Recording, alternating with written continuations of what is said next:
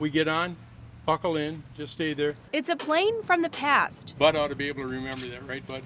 Transporting memories of war into the present. Now it takes to the sky to remind people of its historic place on the U.S. timeline.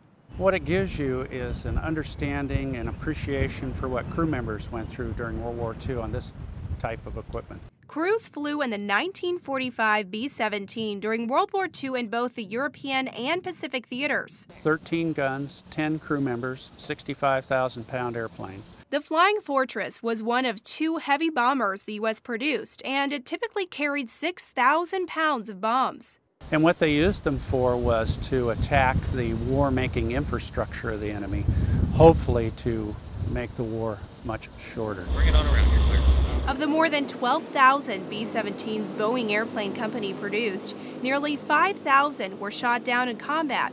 This plane, called the Aluminum Overcast, remains only one of a dozen of the B-17s still flying. The Experimental Aircraft Association owns her now and tours the nation with the mission to take veterans and the public on a trip back in time. I'm sure if any of them were crew of any kind on a bomber of any kind, twin engine, 4-engine, it would be a great thing for them to go back and remember the place that they went on in combat. World War II vet Bud Jones flew on more than 100 missions, and while he was the pilot of P-40s, he still recalls the role of the B-17. And those people that flew in those bombers, they to me were the heroes, because they're up there and they're sitting ducks. It was a pretty stressful environment. Current B-17 pilot Rick Fernall knows about the environment not from flying the plane during the tours, but because his dad manned this gun. He was a tail gunner in one of these. So he sat way in the back. You can see there's a little door he gets in, and that's what he did. It's an emotional connection, but it's one that makes you think about what they went through, not only my dad, but other crew members in that environment.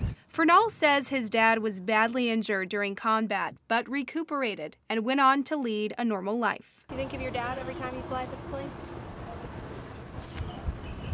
Yeah. So whether it's thoughts of family or friends who served on this plane, Places they went and things they saw. We'll get Bud in first, yeah. the journey to remember continues, thanks to a nearly 70-year-old B-17. Now put the good one up again. With videographer Scott Schaefer. Emily Spain, KOMU 8 News, Jefferson City.